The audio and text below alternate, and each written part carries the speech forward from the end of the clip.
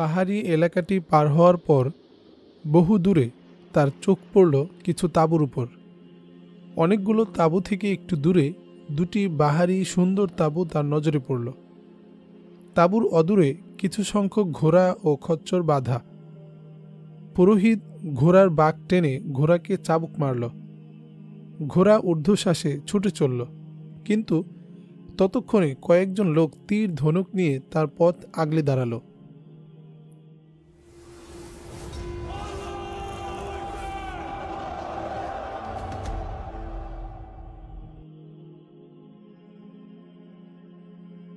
আরে, এ তো দেখছি পণ্ডিতজি মহারাজ।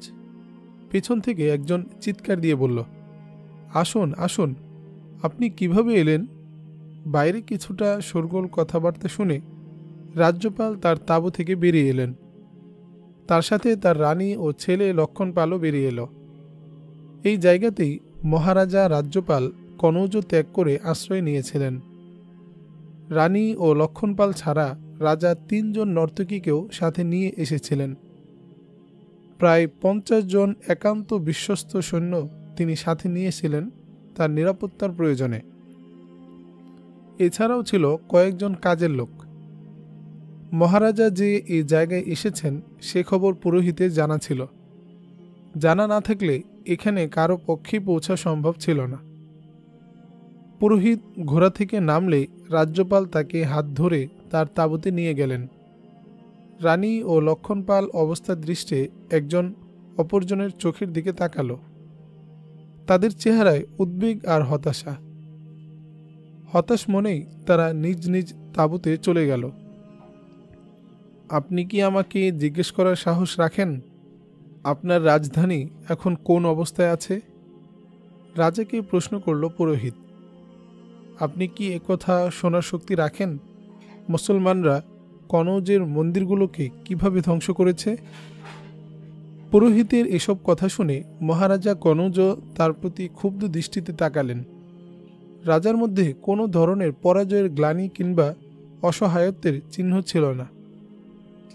আমি যখন কনৌজ ছেড়েছি তখন গোটা কনৌজই জ্বলছিল, বলল পুরোহিত। মন্দিরগুলো থেকে মুসলিম সৈন্যরা হরিকৃষ্ণের মূর্তি টেনে হিঁচড়ে বাইরে নিক্ষেপ করছিল এবং অন্য সৈন্যরা উল্লাস করে সেগুলোকে টুকরো টুকরো করে ভেঙে চুরমার করে দিচ্ছিল। আর আপনার রাজমহলে? থাক থাক, আপনি আমার জন্য নতুন কোনো খবর নিয়ে আসেননি পণ্ডিত মহাশয়। পুরোহিতকে থামিয়ে দিয়ে বললেন রাজা রাজ্যপাল, এ ব্যাপারে আমি আপনার সাথে অনেক কথা বলেছি। আমি আগেই জানতাম গজনির সুলতান মাহমুদ লড়াইয়ে একজন পাকা লোক। আমি এও জানতাম কনৌজে যখন তার সাথে লড়াই করার মতো কেউ থাকবে না এবং আমাকেও সে তল্লাশি করে কোথাও পাবে না, তখন তার ক্ষোভ আরও বেড়ে যাবে। আমি এও জানতাম কনৌজে যখন তার সাথে লড়াই করার মতো কেউ থাকবে না এবং আমাকেও সে তল্লাশি করে কোথাও পাবে না, তখন তার ক্ষোভ আরও বেড়ে যাবে। আর এই ক্ষোভ প্রশমিত করতে সে কনৌজে ধ্বংসযজ্ঞ চালাবে। সহজ জয়ে খুশি হওয়ার মতো ব্যক্তি সে নয়। আমি সুদূর প্রসারী চিন্তায় আমার শাহী মান মর্যাদা আর কনৌজ শহরকে ধ্বংস হতে দিয়েছি। তদ্রূপ মন্দিরগুলোর ধ্বংসযজ্ঞের মধ্যেও আমার বিশেষ পরিকল্পনা আছে। তা হয়তো ঠিক, কিন্তু আপনি আপনার ধনরাজি ধ্বংস হতে দেননি, শ্লেষ মাখা কণ্ঠে বলল পুরোহিত। পণ্ডিতজি, আপনার বিগড়ে যাওয়া দেমাগ ঠিক করার কোনো চিকিৎসা আমার কাছে নেই। প্রত্যেক ব্যাপারে আপনি ধর্মকে টেনে আনেন। আমি জানি আপনি বলবেন প্রজা সাধারণ ও রাজধানীর চেয়েও ধনসম্পদ আমার কাছে বেশি প্রিয়। কিছুক্ষণের জন্যে দেমাগ থেকে ধর্মের ভূত নামিয়ে ফেলুন। আমার সেই প্রশ্নের জবাব দিন, যে জন্যে আমি আপনাকে কনৌজ রেখে এসেছিলাম। আপনি সেই কাজ কতটুকু করতে পেরেছেন? আমার উদ্দেশ্য কি সফল হয়েছে? না, যে জন্যে আপনি 12 জন বিশেষ লোককে আমার কাছে রেখে এসেছিলেন সে কাজের কিছুই আমি করতে পারিনি। আপনি যে 12 জন লোক আমাকে দিয়ে এসেছিলেন, আপনি বলেছিলেন এরা সিংহের চেয়েও হিংস্র, এরা কোনো মানুষকে ভয় করে না। ভগবান এদেরকে তৈরি করেছে মানুষ হত্যার জন্যে। আপনি বলেছিলেন এরা খুবই দূরদর্শী, যে কাউকে ধোকায় ফেলার জন্যে এদের জুরি নেই। এরা অনায়াসে মানুষ হত্যা করে গায়েব করে ফেলতে পারে। কেউ কোনো নাম চিহ্ন খুঁজে পায় না। এদেরকে দিয়ে আমি যেন সুলতান মাহমুদকে হত্যা করাতে চেষ্টা করি। যদি তা সম্ভব না হয় তাহলে তার বড় বড় সেনা কর্মকর্তাদেরকে খুন করাতে বলেছিলেন। এও বলেছিলেন এদের দ্বারা কোন কোন ব্যক্তিকে খুন করতে হবে। হ্যাঁ বলেছিলাম, আমি অধীর আগ্রহে শোনার জন্য অপেক্ষা করছি। আপনি কোন কোন ব্যক্তিকে হত্যা করিয়েছেন? একজনকেও খুন করাতে পারিনি আমি, জবাব দিল পুরোহিত। আমি আপনার দেয়া 12 জন দুঃসাহসী লড়াকুকে গরিব শ্রমজীবীর বেশে আমার কাছে রেখেছিলাম। মুসলমান সৈন্যরা শহরে প্রবেশ করার সাথে সাথেই লুটোতরাজ শুরু হয়ে গেল। চারদিকে শুরু হলো খুনাখুনি আর অগ্নিসংযোগ। আমি দেখলাম সেই 12 জনের মধ্যে 10 জনই হাওয়া হয়ে গেছে। আমি মনে করেছিলাম এরা হয়তো তাদের কর্তব্য পালনে বেরিয়ে গেছে। কিছুক্ষণ পর আমি অবশিষ্ট 2 জনকে চলে যাওয়া 10 জনের খোঁজ খবর নেওয়ার জন্য পাঠালাম। এরা এসে খবর দিল কর্তব্য পালন তো দূরের কথা, ওরা অন্যান্যদের সাথে লুটোতরাজে লিপ্ত হয়ে পড়েছে এবং তাদের কয়েকজন শহর থেকেই চলে গেছে। আমি থেকে যাওয়া 2 জনকে জিজ্ঞেস করলাম, তোমরা কি কাউকে হত্যা করতে পারবে? তারা জবাব দিল, মহারাজা নিজে ধনসম্পদ নিয়ে শহর ত্যাগ করে চলে গেছেন। এই অবস্থায় আমরা কার জন্যে কাকে খুন করে নিজেদের জীবন ঝুঁকিতে ফেলব? এক পর্যায়ে ওরা 2 জনও আমার সঙ্গ ত্যাগ করে চলে গেল। এ কথা শোনার পর মহারাজা রাজ্যপালের মাথা নিচু হয়ে গেল। মহারাজ, আমি এদেরকে নিমক হারাম বলতে চাই না, বলল পুরোহিত, কারণ তারা যার নিমক খেয়েছিল তিনি সেখানে ছিলেন না। কাজেই তারা জীবনের ঝুঁকি নেওয়াটাকে সঙ্গত মনে করেনি। তাছাড়া আরেকটি ব্যাপার আছে মহারাজ, কোনো বাদশাকে হত্যা করলেই তার সৈন্যদের পরাজিত করা যায় না। যদি সেই সৈন্যরা কোনো আদর্শের পূজারী হয় এবং তাদেরও যদি আত্মমর্যাদা বোধ থাকে। আমি এখনও আপনাকে অনুরোধ করব, যেসব সৈন্যদেরকে আপনি কনৌজ ছেড়ে বাড়িতে চলে যাওয়ার হুকুম দিয়েছিলেন এদেরকে এক জায়গায় জড়ো করে প্রস্তুত করুন। বাড়িকে আপনার রাজধানী ঘোষণা করুন। তাহলে সুলতান মাহমুদকে দেশ ছাড়া করা আপনার পক্ষে অসম্ভব হবে না। কারণ যুদ্ধে যুদ্ধে কমতে কমতে গজনীর সৈন্য সংখ্যা এখন আর বেশি নেই। এদিকে মহারাজা ভীমপাল, গোয়ালিয়রের রাজা অর্জুন, কালাঞ্জরের রাজা গুন্ডা আপনার সহযোগী হবে। এদের সহযোগিতায় সামান্য সংখ্যক মুসলিম সৈন্যকে আপনি ইচ্ছা করলে পিষে ফেলতে পারেন। আপনি জানেন, লোকেরা আপনার ক্ষমতা ও সিংহাসনকে খুবই মর্যাদার চোখে দেখে। সবার আগে আমার দরকার লুকানো ধনসম্পদ সেখান থেকে বের করে আনা। এরপর আমি চিন্তা করব কি করা যায়। সারা জীবন এভাবে চুপ করে বসে থাকা তো আমার পক্ষে সম্ভব নয়। এরপর একদিন এক রাতের সফর শেষে কনৌজ রাজ্যপালের কাফেলা সেখানে পৌঁছালো পুরোহিত রাজার ধনসম্পদ যেখানে লুকিয়ে রেখেছিল। জায়গাটি ছিল পাহাড়ি, কিন্তু উপর থেকে নিচের দিকে একটা ফাঁকা জায়গা ছিল। ফাঁকা জায়গাটা ছিল দেখতে অনেকটা কুয়ার মতো। পাহাড়ি গাছগাছালি হেলে পড়ে শূন্য জায়গাটিতে ছায়া বিস্তার করে রেখেছিল। গুহার পাড়েও ছিল লতাগুল্ম জাতীয় গাছগাছালি। এগুলো গুহার উপর হেলে পড়ে দেয়ালের মতো তৈরি করেছে। গুহার ভিতরে কিছুটা পানির মতো ছিল, অবশ্য পানির চেয়ে কাদামাটি ছিল বেশি। গুহার পাড় দিয়ে উপর থেকে যাওয়ার একটি ছোট্ট রাস্তার মতো ছিল। রাস্তার দুপাশে ছিল খাড়া পাহাড়। মূলত রাস্তাটি অনেকটাই ছিল বৃক্ষ লতা গুল্মে ঢাকা। গর্তের শুরুতেই একটি সুড়ঙ্গ পথের মতো ছিল, আর সুড়ঙ্গ পথের মুখটি ছিল খোলা। সুড়ঙ্গ পথটি কিছু অগ্রসর হয়ে আরেকটি গর্তের মুখে গিয়ে শেষ হয়েছে। ওখানেই লুকানো ছিল কনৌজ রাজের ধনসম্পদ। কিন্তু ধনসম্পদের গর্তে যাওয়ার পথে একটি গভীর গর্ত খোঁড়া হয়েছিল, যে গর্তের ভিতরে রাখা হয়েছিল বিষাক্ত সাপবিচ্ছু। সাপবিচ্ছুর গর্তের উপর হালকা পাটাতন দিয়ে ঘাসের দ্বারা ঢেকে দেওয়া হয়েছিল, যাতে কেউ গুপ্ত ধনের দিকে অগ্রসর হলে সাপের গর্তের উপরে পা রাখলেই পাটাতন ভেঙে সাপের গভীর গর্তে পড়ে যায়। কনৌজ রাজ্যের একান্ত অনুগত নিরাপত্তারক্ষী এবং তার পরিবারবর্গ ও পণ্ডিত মিলে একটি ছোট্ট কাফেলা বিজন এই পাহাড়ি জঙ্গলাকীর্ণ জায়গায় উপস্থিত হলো।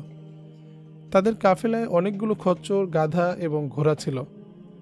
পুরোহিত যখন এই জায়গায় রাজার ধনসম্পদ লুকাতে এসেছিল, তখন রাতের অন্ধকারে কিছু সংখ্যক লোককে চোখ বেঁধে খচ্চর ও ঘোড়ার পিঠে করে লোকগুলোকে একটি রশি দিয়ে বেঁধে এনেছিল।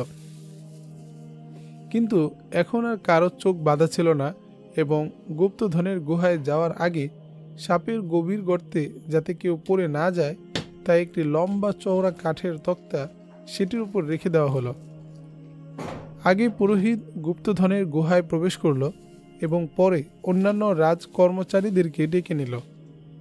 কর্মচারীরা বক্স ভর্তি ধনভাণ্ডার গুহা থেকে বাইরে এনে গাধা ও খচ্চরের পিঠে বোঝাই করছিল। কনৌজের রাজা মহারাজারা বংশানুক্রমে যে ধনরত্ন সোনাদানা জমা করেছিল, মহারাজা রাজ্যপাল সেগুলোকেই গণমানুষের চক্ষুর আড়ালে একমাত্র প্রধান পুরোহিতের জ্ঞাতসারে তার মাধ্যমে এই জায়গায় লুকিয়ে রেখেছিলেন। বাপদাদাদের সঞ্চিত সম্পদের সাথে মহারাজা রাজ্যপালের আমলে আরও বিপুল বিত্ত যুক্ত হয়েছিল। মনের পর মন সোনা রূপা, সোনার মোহর এবং মণিমুক্তা ছিল। বক্সের ভিতরে ভরা এসব ধনরাজি গুহা থেকে বের করে আনতে 20 গুণের মতো লোককে কয়েকবার গুহার ভিতরে প্রবেশ করে বক্স বাইরে এনে গাধা, খচ্চর বা ঘোড়ার পিঠে উঠাতে হয়েছে। শেষ বক্সটি যখন গর্ত থেকে বের করে এনে বহনকারী জন্তুর পিঠে বেঁধে দেওয়া হলো, তখন পুরোহিত বক্স বহনকারীদেরকে পুনরায় গর্তের ভিতরে নিয়ে গিয়ে নিজে বাইরে চলে এলো এবং সাপের গর্তের উপর রাখা 3টি তক্তা খুব দ্রুততার সাথে টেনে এপাশে নিয়ে এসে এগুলোকে শক্তির জোরে গর্তের বাইরে নিয়ে এলো। বাইরে এসে বলল, চলুন মহারাজ। রাজা রাজ্যপাল বললেন, ওরা কোথায়? ওরা আর কখনো বাইরে আসতে পারবে না, বলল পণ্ডিত। ওদেরকে গর্তের ভিতরে ঢুকিয়ে তক্তা বের করে ফেলেছি। এরা যদি বাইরে বের হতে চায় তাহলে সাপের গর্তের ভিতরে পড়বে। 1-2 জন গর্তে পড়লে আর কেউ বাইরে বের হওয়ার দুঃসাহস করবে না।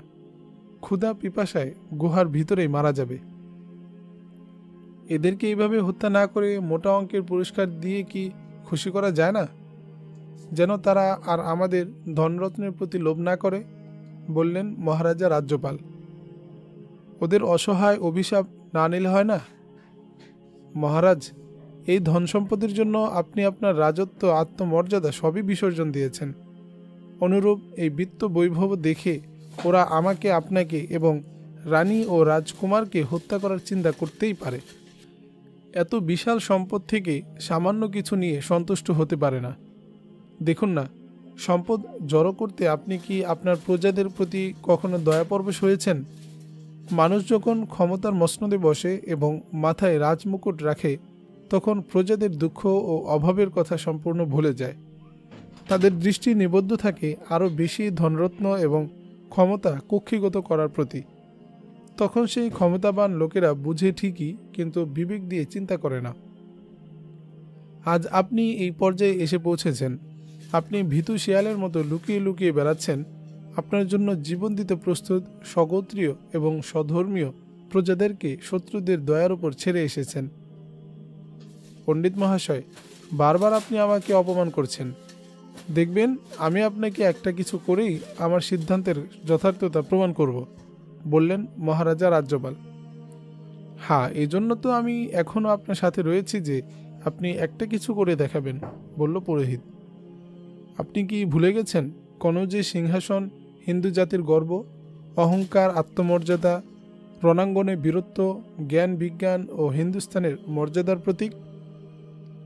হিন্দুস্তানের সকল রাজা মহারাজা আপনাকে তাদের নেতা মনে করে। আপনি নিজেও তা উপলব্ধি করেন। তাই আমি চাই আপনি এই জঙ্গল থেকে বের হন। ঠিক আছে পণ্ডিত মশাই, আপনি যা চান তাই হবে, বললেন রাজ্যপাল। এখন চলুন মহারাজ, এখানে থাকা নিরাপদ নয়। মহারাজের জয় হোক, রাজাকে উদ্দেশ্য করে পুরোহিত বলল। পুরোহিত যখন তক্তা টেনে গর্তে প্রবেশকারীদের বের হওয়ার পথ বন্ধ করে দিয়ে চলে এলো, তখন গর্তের ভিতরে আটকে পড়া লোকগুলো কাতর কণ্ঠে পুরোহিতকে ডাকছিল, কিন্তু পুরোহিত ও রাজা রাজ্যপাল তখন ধনরত্ন বোঝাই করা ঘোড়া ও খচ্চরগুলোকে সারি করে বেঁধে সেখান থেকে চলে যাচ্ছিল। ক্রমশ বাড়ছিল তাদের মধ্যে ও গর্তে আটকে পড়াদের মধ্যে দূরত্ব। ক্ষীণ হয়ে আসছিল তাদের করুণ আর্তনাদ।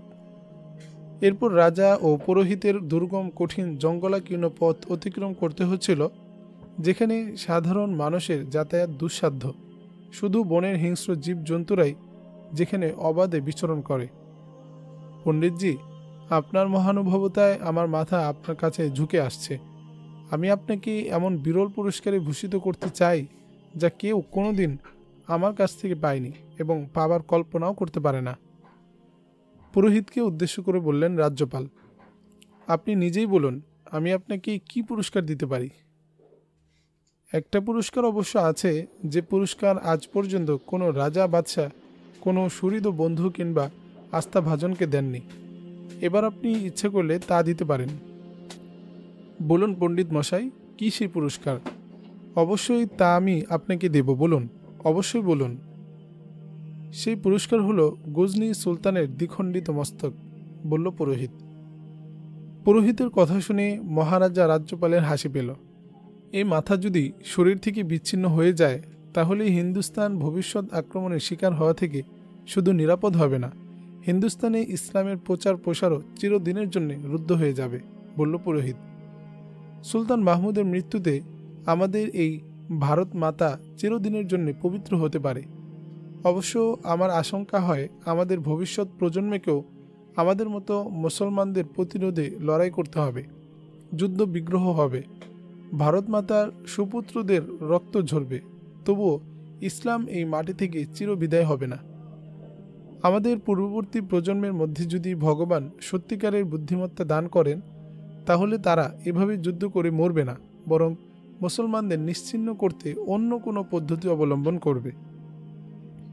আমরা যদি ভারত মাতার উপর থেকে মুসলমানদের বিতাড়িত করতে নাও পারি, কিন্তু এদের বিরুদ্ধে যদি হিন্দুদের মধ্যে ঘৃণা ও বিদ্বেষ সৃষ্টি করতে পারি, তবুও আমাদের কর্তব্য কিছুটা পালিত হবে, যাতে কোনো হিন্দু ইসলাম গ্রহণ করাতেও দূরে থাকে, কোনো মুসলমানের সংস্পর্শে যাওয়াটাকেও এতটুকু ঘৃণা করবে যেন সে অপবিত্র হয়ে গেছে। পণ্ডিত মহারাজ, আপনি সবসময় সব কথাতেই ধর্মের কথা টেনে আনেন, কিন্তু আমি নিজেই এখন ধর্মের প্রতি বিতৃষ্ণ হয়ে গেছি।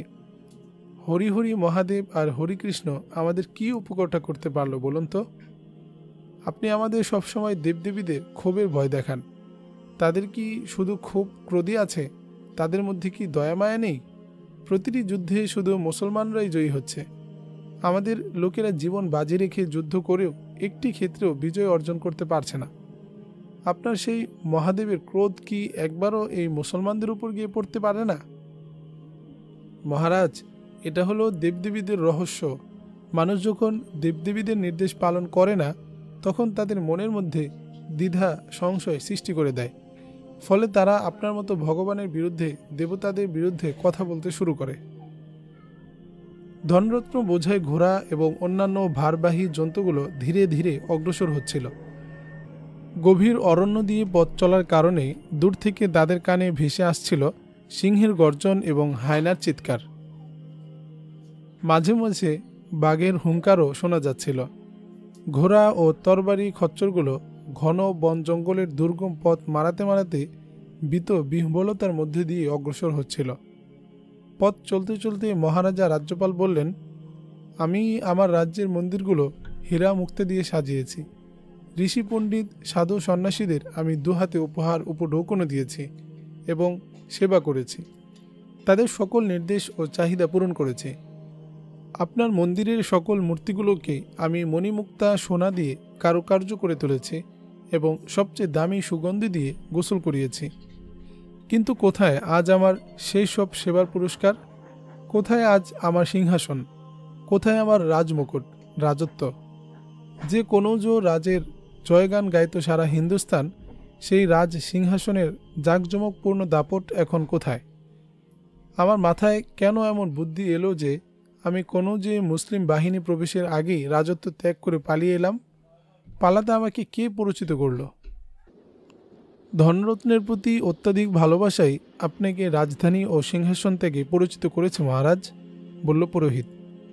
তাছাড়া আপনি মানসিক শক্তি হারিয়ে ফেলেছেন। মুসলমানদের সাথে মোকাবেলা করার মানসিক শক্তি ওদের সাথে মোকাবেলা না করার আগেই নিঃশেষ হয়ে গেছে। ওসব কথা রাখেন পণ্ডিতজি, আমার প্রশ্নের সত্যিকার জবাব আপনি দিতে পারবেন না। আমিও জানি না আমার প্রশ্নের জবাব কি হবে, বললেন রাজা রাজ্যপাল। পণ্ডিতজি, আজও পর্যন্ত আপনি আমাকে বোঝাতে পারেননি সনাতন ধর্মটা আসলে কি। ধর্ম বলতে আমি শুধু এতটুকু বুঝেছি, কোনো রাজা যদি কোনো মন্দিরে যাতায়াত করে তাহলে প্রজারা তাকে ভালো জানে, তাকে ধর্মানুরাগী ভাবে। এই বয়সে আমি বুঝতে পেরেছি ধর্মের নামে প্রজা সাধারণকে ধোঁকা দেওয়া খুব সহজ। ক্ষমতাসীনদের হৃদয়ে ধর্মপ্রীতি থাক আর না থাক, কিন্তু ধর্মানুরাগী ভাব দেখালে প্রজারা বিগলিত হয়ে যায়। সারা হিন্দুস্তান জুড়ে কনৌজ রাজের প্রশংসা করার প্রধান কারণ হলো আমার বাপদাদার আমল থেকে কনৌজের প্রধান মন্দিরের মূর্তিগুলোকে জাফরান মিশানো মেশকে আম্বর দিয়ে গোসল করানো হতো। বাপদাদার আমল থেকে চলে আসা এই ধর্মীয় রীতিকে আমিও চালু রেখেছিলাম। এজন্যই লোকেরা আমাকে কনৌজের যোগ্য উত্তরসূরি মনে করে প্রশংসায় পঞ্চমুখ ছিল। আমি রীতি অনুযায়ী বছরে কয়েকবার বিশেষ অনুষ্ঠানে মন্দিরে পূজা দিতাম বটে, কিন্তু এগুলো করতাম নিছক প্রথা পালনের জন্যে। এই ধর্মের প্রতি কখনোই আমার কোনো অনুরাগ ছিল না। সনাতন ধর্ম কখনো আমার অন্তরে প্রশান্তি দিতে পারেনি। আপনি পথভ্রষ্ট হয়ে গেছেন মহারাজ। হ্যাঁ, আমি পথভ্রষ্ট হয়ে গেছি পণ্ডিত। পথভ্রষ্ট আমি আজ হইনি। আপনার কি স্মরণ নেই, মাথুরার প্রধান মন্দিরের প্রধান মূর্তির সামনে দাঁড়িয়ে আপনাকে আমি বলেছিলাম আমার সাথে আপনি কখনো ধর্ম নিয়ে কথাবার্তা বলবেন না, এসব দেবদেবীর নাম আমার সামনে উচ্চারণ করবেন না। হ্যাঁ, হিন্দু রাজা মহারাজাদের মধ্যে ঐক্য গড়ে তোলো এবং গজনির সুলতান মাহমুদের বিরুদ্ধে লড়াই করো, এ ধরনের কাজের কথা বেশি করে বলুন। এতে কিছু ফায়দা হলেও হতে পারে, কিন্তু ওসব কথাই তো কাজ হলো না। সম্মিলিত বাহিনী গঠন করেও তো শোচনীয়ভাবে পরাজিত হতে হলো। শুনেছি লাহোরের মহারাজা জীবন্ত মানুষ জবাই করে দেবদেবীদের নামে উৎসর্গ করেছে। একটি যুবতী মেয়েকে বলি দিয়ে তার তাজা রক্ত দিয়ে দেবদেবীদের পা ধুয়ে দিয়েছে, কিন্তু তারপরও তো তারা মারাত্মকভাবে পরাজিত হয়েছে। আপনি যাই মনে করুন না কেন, আমাদের ধর্মের জাদুকরী প্রভাব আমি আপনাকে দেখিয়ে দেব, বলল পুরোহিত। অনেক হয়েছে পণ্ডিতজি, আমাকে আর আপনার ধর্মের কারিশমা দেখাতে হবে না। আমি আপনার ধর্মের কারিশমা দেখে ফেলেছি, বললেন মহারাজা রাজ্যপাল। আমাকে এই কথাটি বোঝান তো, মুসলমানরা এত দূর থেকে সামান্য কিছু সংখ্যক সৈন্য নিয়ে এসেছে। তাদের না আছে প্রয়োজনীয় রসদ সামগ্রী, না আছে কোনো সাহায্যের ব্যবস্থা। তারপরও কিভাবে একের পর এক রাজ্য দখল করে নিচ্ছে। প্রতিটি যুদ্ধে তারাই বিজয়ী হচ্ছে। হিন্দুরা কেন প্রতিটি ক্ষেত্রে পরাজিত হচ্ছে? আমি জানি আপনার কাছে এর কোনো সদুত্তর নেই, কিন্তু আমি আপনাকে এর জবাব বলে দিতে পারি। আপনার হয়তো মনে আছে, একবার আমার লোকেরা একজন মুসলমান গোয়েন্দাকে ধরে এনেছিল। তখন আপনি আমার কাছেই ছিলেন। আমি সেই গোয়েন্দাকে জিজ্ঞেস করেছিলাম, তোমাদের সেনাবাহিনী এবং তোমার সঙ্গীরা কোথায় আছে এবং তোমার সুলতানের পরবর্তী টার্গেট কি। আপনার হয়তো মনে আছে সে কি জবাব দিয়েছিল। জি হ্যাঁ, আমার স্মরণ আছে, বলল পুরোহিত। সে বলেছিল, আমার শরীরকে যদি টুকরো টুকরো করে ফেলো তবুও আমি তোমাদের কোনো প্রশ্নের জবাব দিতে পারবো না, জবাব দেব না। এছাড়া সে কি আর কিছু বলেনি? জিজ্ঞাসু কণ্ঠে বললেন রাজা। আমি তাকে সোনার বড় একটি টুকরো দেখিয়েছিলাম, সেটি থেকে দেওয়ার প্রতিশ্রুতিও দিয়েছিলাম। রাজমহলের সবচেয়ে সুন্দরী মেয়েটাকে তার সাথে বিয়ে দেওয়ার লোভ দেখিয়েছিলাম। এমনকি সুন্দরী এক মেয়েকে তার কাছে পাঠিয়েওছিলাম, কিন্তু কিছুতেই সে প্রলুব্ধ হচ্ছিল না। বরং সে বিদ্রূপের হাসি হেসে বলেছিল, মহারাজা, এসব সোনাদানা দিয়ে আমার ঈমান খরিদ করতে পারবেন না। এমন নোংরা বহুগামী নর্তকী দিয়ে আমাকে বিভ্রান্ত করতেও পারবেন না। ঈমানকে এসব দিয়ে কেনা যায় না। আমার প্রভুর কাছে আমি এসবের চেয়ে অনেক বেশি পুরস্কার পাব। ন্যূনতম 70 জন কুমারী সুন্দরী নারী আল্লাহ আমাকে দেবেন। তাছাড়া মণিমুক্তা হীরা জহরত দিয়ে সাজানো একটি প্রাসাদ আমাকে দেওয়া হবে। আপনার এক টুকরো সোনা দিয়ে আমি এত বড় পুরস্কার থেকে বঞ্চিত হতে পারি না। এটাই আমার ঈমান ও বিশ্বাস। এরপর আপনি একটি বক্স নিয়ে এলেন। এটির মধ্যে ছিল একটি বিষাক্ত সাপ। আপনি বিষাক্ত সাপটি দেখিয়ে বলেছিলেন, তুমি যদি কথা না বলো তাহলে আগামীকাল একটি বদ্ধ ঘরে আবদ্ধ করে এই সাপটি ছেড়ে দেওয়া হবে।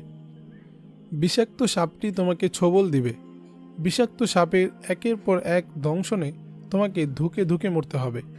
কিন্তু তাতেও সে গোয়েন্দাদের মধ্যে সামান্যতম ভাবান্তর দেখা গেল না। সে বরং আপনার হুমকির জবাবে বলেছিল, দুনিয়ার কোনো সাপ বিচ্ছু ইমানকে ছোবল দিতে পারে না। তখন আমি রেগে গিয়ে বলেছিলাম, ঠিক আছে, আগামীকালই দেখা যাবে ইমানকে বিষাক্ত সাপ ছোবল দিতে পারে কি না। এর পরদিন আপনি একটি ছোট্ট কক্ষে তাকে আটকে বিষাক্ত সাপটি কক্ষে ছুঁড়ে দিয়েছিলেন।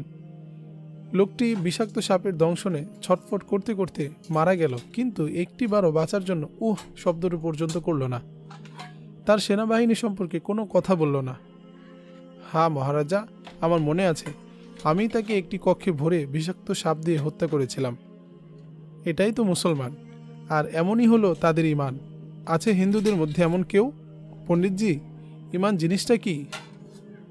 আমরা যেটাকে ধর্ম বলি এটাই হচ্ছে ঈমান, বলল পুরোহিত। এমন ঈমান আমাদের মধ্যেও সৃষ্টি হতে পারে? সবই কথার কথা পণ্ডিত মশাই, সবই ফাঁকা বলি, বললেন মহারাজা রাজ্যপাল। আপনি শুধুই কথায় কথায় ধর্মের দোহাই দেন, সারাক্ষণ ধর্ম ধর্ম জপেন, আর সাপ নিয়ে খেলা করেন। আপনি সাপ ধরে সাপকে বশ মানাতে এবং সাপকে পালতে পারেন। মূলত এগুলো সাধারণ মানুষকে চমক দেখানোর খেলা মাত্র। এসবের মধ্যে ধর্মের কিছুই নেই। মহারাজা রাজ্যপাল সর্বপ্রথম যখন তার ধনভাণ্ডার গুপ্ত স্থানে লুকানোর চেষ্টা করছিলেন, তখন সুলতান মাহমুদ খুবই সতর্কতার সাথে তার সৈন্যদের নিয়ে কনৌজের দিকে অগ্রসর হচ্ছিলেন। সুলতানকে বলা হয়েছিল কনৌজে তাকে সবচেয়ে কঠিন মোকাবেলার সম্মুখীন হতে হবে। কোনো গোয়েন্দা তাকে বলতে পারেনি প্রকৃতপক্ষে কনৌজে কোনো মোকাবেলা হবে না। মহারাজা রাজ্যপাল মাত্র কয়েকজন সৈন্য রাজধানীতে রেখে নিজে রাজ্য ত্যাগ করবেন, এটা কেউ স্বপ্নেও ভাবেনি। এটা কেউ চিন্তাও করেনি যে সাধু বেশধারী এই পুরোহিত চক্রান্ত করে সুলতান বা তার সেনাবাহিনীর ঊর্ধ্বতন কর্মকর্তাদের হত্যার নীল নকশা করেছিল। পাঠকদের নিশ্চয় মনে আছে, প্রথম যখন এই পুরোহিত রাজার সম্পদ লুকাতে যায়, তখন গজনির 2 গোয়েন্দা তা দেখেছিল। লোভে পড়ে একজন মারা গিয়েছিল, কিন্তু অপরজনের সাথে পুরোহিতের অনেক কথা হয়। সেই সূত্রেই পুরোহিত গোয়েন্দাকে বিভ্রান্তিকর তথ্য দেয় যে কনৌজে কয়েক মহারাজা সৈন্য একত্রিত হয়েছে। এখানে তোমাদের বাহিনী এলে সবাইকে হিন্দু সৈন্যরা পিষে ফেলবে। গোয়েন্দা সালেহ সেই সংবাদকে সত্য মনে করে সুলতানকে এই খবর দিয়ে আরও বেশি সতর্ক হতে পরামর্শ দিয়েছিল। ফলে সুলতান অত্যন্ত সতর্কতার সাথে চতুর্দিক বিবেচনা করে গুণে গুণে প্রতিটি কদম ফেলেছিলেন। এই ফাঁকে মহারাজা রাজ্যপাল কনৌজ থেকে পালানোর সুযোগ পেয়েছিলেন। পুরোহিত চেয়েছিল একটা সময়ে সে রাজ্যপালকে যুদ্ধে পরিচিত করতে পারবে, কিন্তু রাজ্যপাল যুদ্ধ থেকে সম্পূর্ণ মুখ ফিরিয়ে নিয়েছিলেন। সুলতান মাহমুদ যদি তার স্বভাবসুলভ দ্রুত গতিতে কনৌজের দিকে অগ্রসর হতেন, তাহলে রাজ্যপাল ফেরার হওয়ার আগেই তিনি কনৌজে পৌঁছে যেতে পারতেন। কিন্তু পুরোহিতের বিভ্রান্তিকর তথ্য সুলতান মাহমুদকেও প্রভাবিত করতে সমর্থ হয়। তিনি সম্ভাব্য কঠিন মোকাবেলার প্রতিশ্রুতিস্বরূপ খুব সতর্ক ও সচেতনভাবে ধীরস্থিরভাবে অগ্রসর হচ্ছিলেন, যাতে দ্রুততার কারণে শত্রুপক্ষ মুসলিম বাহিনীর কোনো ক্ষতি করতে না পারে। অবশেষে রাজা, রাজ্যপাল ও পুরোহিত তাদের লুকোনো ধনরাজি তাদের কাঙ্ক্ষিত ঠিকানা পর্যন্ত নিয়ে যেতে সক্ষম হল। রাজ্যপাল যেখানে অবস্থান করছিলেন সেখানে প্রাকৃতিকভাবেই একটি গর্তের মতো জায়গা ছিল। সেটিকে আরও খনন করে এবং আরও গভীর করে রাতের বেলায় রাজ্যপালের নিরাপত্তা রক্ষীদের মধ্যে অতি বিশ্বস্ত 4-5 জনকে দিয়ে সেই গর্তে ধনরত্ন রাখা হলো। এর পরবর্তী রাতে রাজ্যপালের তাঁবুতে জমজমাট নাচগানের আসর বসল। শরাবের আয়োজন রাজার সাথেই ছিল। রাতের অন্ধকারে প্রচুর মশাল জ্বালিয়ে বিজন জঙ্গল ভূমিকে রাজপুরী বানিয়ে ফেলা হলো। বাদক দলের বাজনার তালে তালে রাজার বিশেষ নর্তকীরা দেহ উজাড় করে নাচল, গাইল। রাজার সকল নিরাপত্তা রক্ষীকেই প্রচুর পরিমাণে উপহার ও উপঢৌকন দেওয়া হলো। বিশেষ করে যারা ধনরত্ন লুকানোর কাজে জড়িত ছিল তাদেরকে রাজ্যপাল বিপুল পরিমাণ সোনাদানা দিয়ে খুশি রাখতে চাইলেন, কারণ এখন রাজ্যপালের জীবন সম্পদ তাদের বিশ্বাস ও আস্থার উপর নির্ভরশীল হয়ে পড়েছিল। রাতের এই আসরে দুজন লোক অনুপস্থিত ছিল, একজন পণ্ডিত আর দ্বিতীয়জন তার প্রথম ও প্রধান রানী। মহারাজা রাজ্যপাল এই দুজনের অনুপস্থিতিকে কিছুই মনে করেননি। পুরোহিত তার তাঁবুতে পূজা অর্চনায় লিপ্ত ছিল।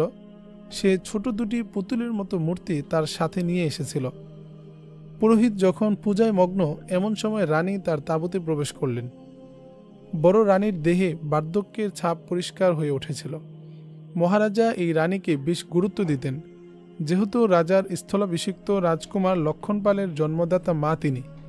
রানী এসে পুরোহিতের পাশে হাঁটু গেড়ে বসে গেলেন। মহারানী, আপনি কি বুঝতে পেরেছেন মহারাজার ভবিষ্যৎ পরিকল্পনা কি? রানীকে জিজ্ঞেস করল পুরোহিত। এটা কি আনন্দ উৎসব আর শরাব পান করে নর্তকী নাচানোর সময়? না, আমি কিছুই বুঝতে পারছি না।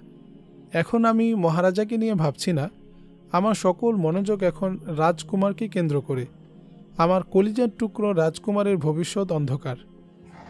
বাড়ি এখনও আমাদের হাতে আছে। ইচ্ছে করলে আমরা একে কনৌজের মতো রাজধানীতে রূপান্তরিত করতে পারি, কারণ কনৌজ আর আমাদের পক্ষে ফিরে পাওয়া অসম্ভব। আমি তো মনে করছি মহারাজার মাথা বিগড়ে গেছে। আমি তাকে কোনো কথা জিজ্ঞেস করলেই তিনি আমাকে ধমকে দেন, তোমার সাথে রাজনীতির কি সম্পর্ক? পণ্ডিত মহারাজ, এ সময় আপনি কি কিছু করতে পারেন না? আপনি জাদুটোনা করে কিছু একটা দেখান না, আপনার তো অনেক ক্ষমতা আছে। হ্যাঁ রানী, আমিও তাই ভাবছিলাম। মহারাজার চিন্তা চেতনাকে কাবু করতে হবে, বলল পুরোহিত। আমি হিসাব করে দেখেছি, দেবীর চরণে একটি নর বলি দেওয়া দরকার। একটি কুমারীর রক্ত ঝরাতে হবে। কুমারী মেয়ে কোথায় পাওয়া যাবে? তেমন মেয়ে আমি দেখেছি। ওই যে সবচেয়ে ছোট নর্তকীটা আছে না, যার নাম নদী।